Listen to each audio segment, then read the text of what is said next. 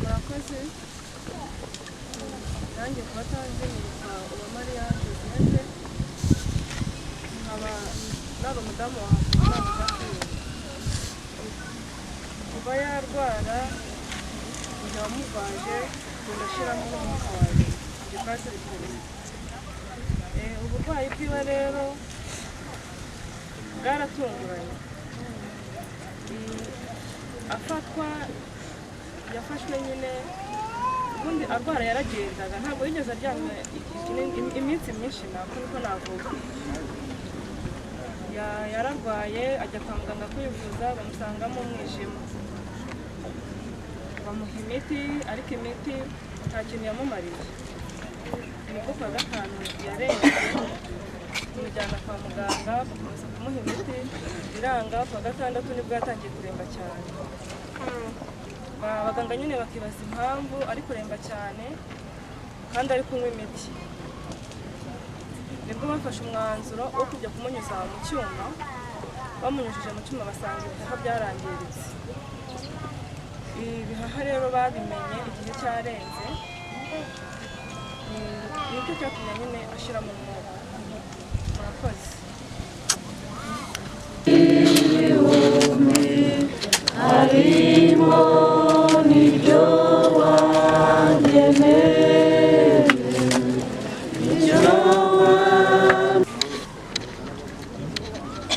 mwongeye kwirirwa dukomeje kubashimira no gukomeza kutuba hafi y'umuryango umwana wacu tumugejeje ahangaha aha niho tuje kumushyingura abo twari dutegereje inyuma ndizera ko bose baje abafite amakuru batubwire niba nta bandi bakiri inyuma ariko banaza turi muri gahunda tudakoresheje igihe cyacu n'abaho dukoresheje neza rero mwakoze cyane gutera intambwe mukaza guturuka mu Kinyoni bamwe twatangiranye guhera mu gitondo Masaka tugeranyije isaha Imana ibahe umugisha mwakoze kuza bagira ngo rero tugera ahangaha hari umukecuru naherekanye niyambaza sinzi niba yangiye kure niba ndi hafi yegere hino gira hino umubyeyi bangururije gushimira Imana abantu bangana gutya kubona tugeze ahangaha nabonye aho abantu bajya gushyingura abantu bakagenda bakora impanuka ariko twebwe nta mpanuka yabaye mu muhanda Imana yakoze nta mpamvu tutayishimira sibyo ga yemwe Imana ibishimirwe reka rero yigire hino ayishimire yabanye natwe akomeza nayereka gahunda zose zigiye gukomereza ahangaha baguha akayira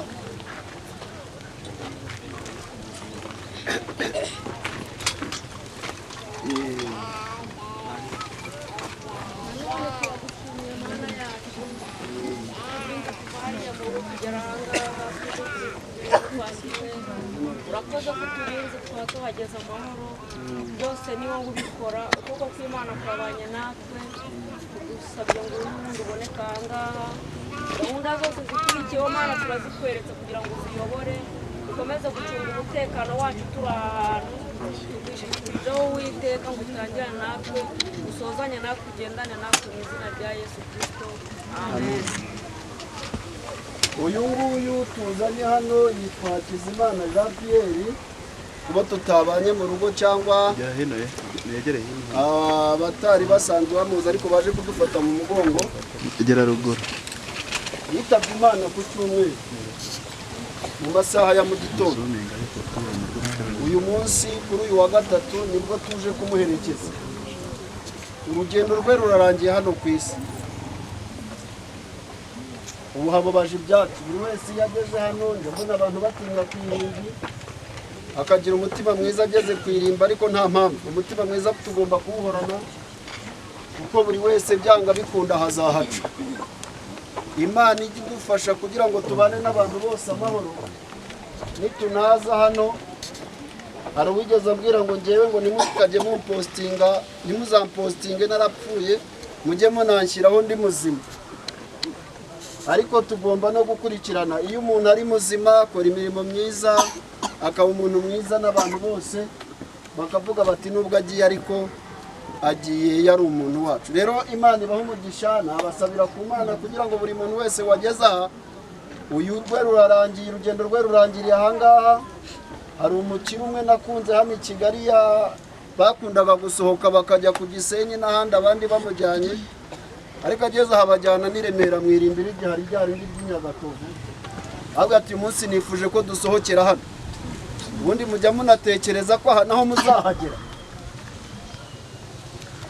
Numvisha nteye ubwoba, ariko nabwo ni byiza. Ugomba kujya uzirikana kuko turi mu isi. Bibiliya dusoma iravuga ngo tuba dufashe ibintu mu ntambara, buri bintu byose biraza. N'uru rero urupfu ruraza rugatwara abantu. Abari aha murabona uko bangana, n'uwacu tuje kumusiga ahangaha. Niko Imana yabishimye, nta muntu yigisha impaka. Imana ishima ko umuntu arwara iminsi umwe ibiri, ku wundi munsi akagenda. Niko Imana iba yabishimye, ntawe wigisha impaka. Rero ni muri ubwo buryo n'uyu nawe Imana ariko yabishimye. Ubwo nuko nta kundi turi bukoresha igihe cyacu neza. Turi kumwe n'uyu mubyeyi mubona, abantu bamwe ntago baba banamuzi. Yari umugabo yari afite umugore n'abana babiri. Madamu we n'uyu unyegereye, we ndabari inyuma, abari hafi muramureba. Abana babiri ni abangaba, murabona ko yari akiri mutoya. Njyewe nabyirutse abantu bato badapfa, ariko muri kubona ko abantu bato bari kugenda nabo bagenda. Umwana umwe yigeze yegera mama we nk'uko yagiye aramubaza ati ariko ma, ubundi papa ko agiye azagaruka ryari? Wumva ari ibintu utapfa gutekereza, ariko buri muntu wese agomba kubitekereza ko tuzahaca. Rero umubyeyi n'uyu, abana ni abangaba. Muzehe nahoze musaba ko muzehe Atanazi niba ari haye, muzehe igira hino, nahoze musaba ko nitugera ahangaha yaza kubabwira aho gatoya ku muhungu wacu cyangwa ku mwana wacu, hanyuma tukaza no gufata umwanya wo kuza kumushyingura, ariko tudatinze nanone, kuko n'abantu bavuye mu ntara nabo bakeneye gutaha babashe kugerayo hakiri.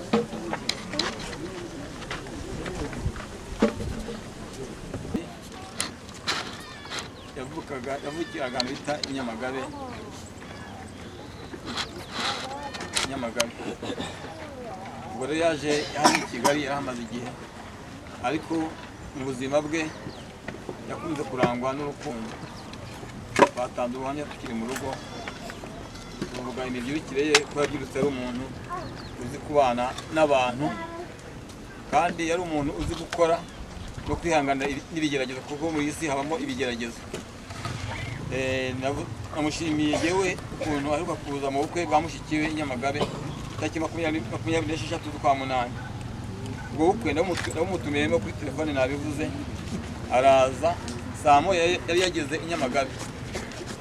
Yaje rero twebwe tutararangiza no kwitegura no gukaraba, abanza kujya gusuhuza abavandimwe.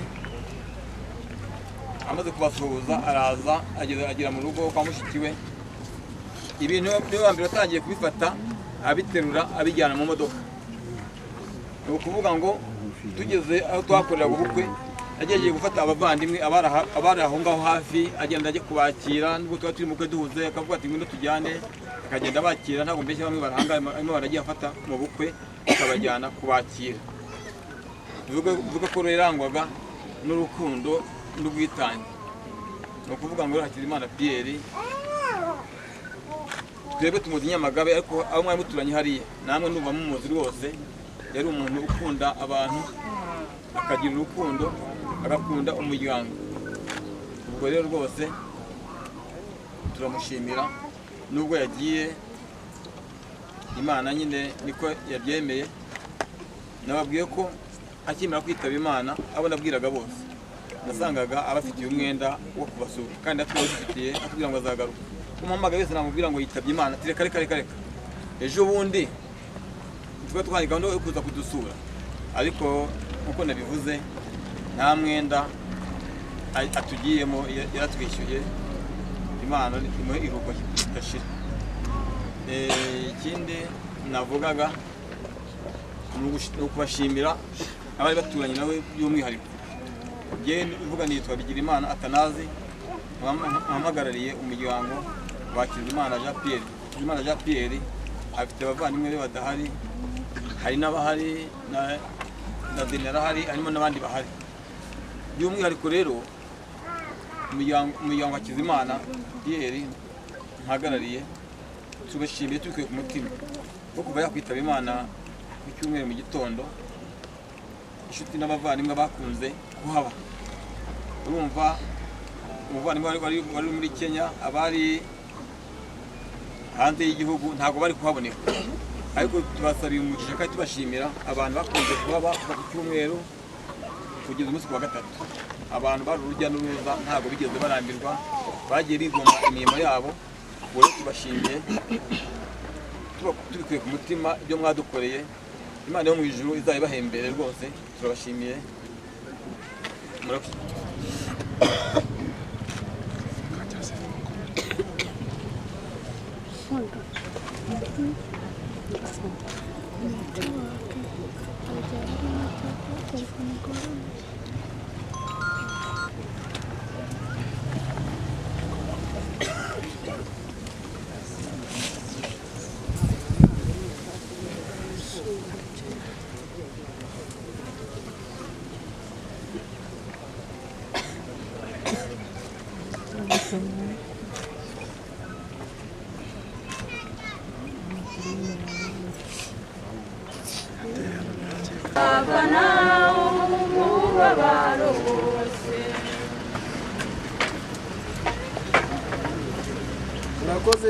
Murakoze cyane. Ndagira ngo n'ubundi dushyire indabo ku mva y'umuvandimwe. N'ubundi madamu we aradufasha, abateguye ururabo niba bigeze hino.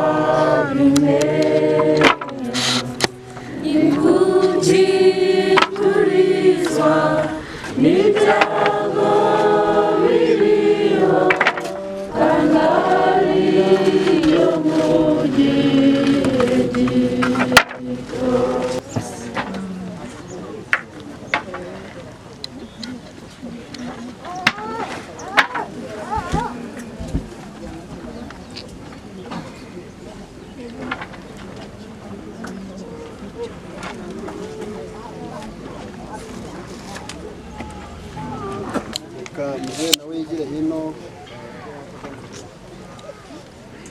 hanyuma dusabe mama oke.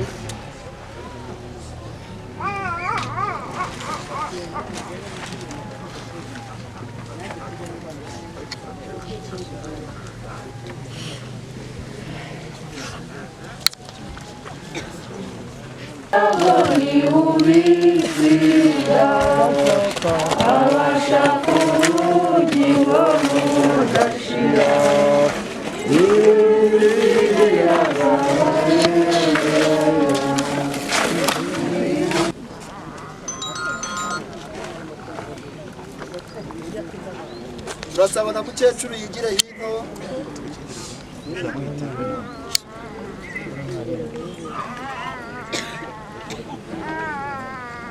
badufashe kumusezeraho bwa nyuma.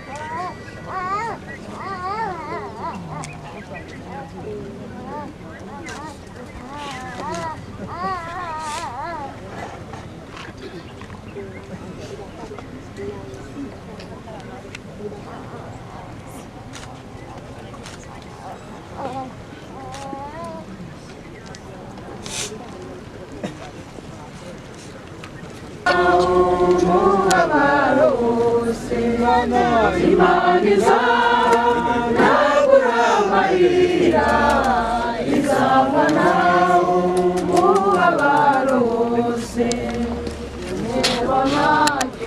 umubabaro ntwaye kuko nzawibagirwa kwa Yesu ubwo ngifite kubabazwa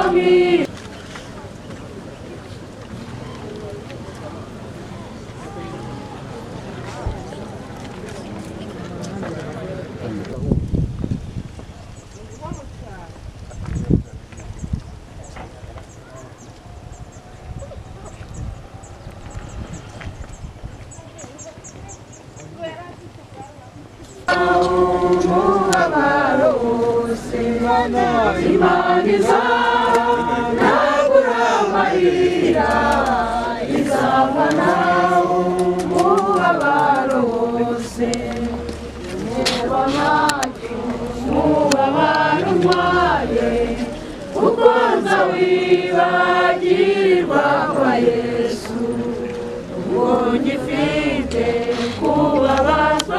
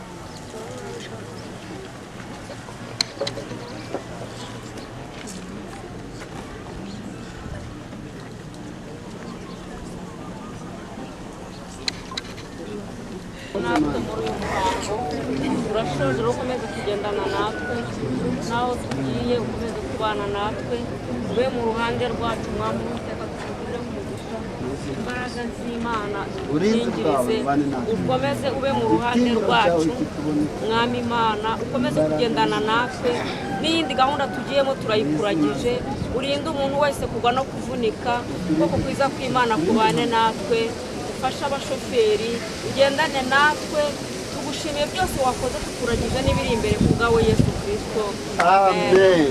Turazamuka gutya hari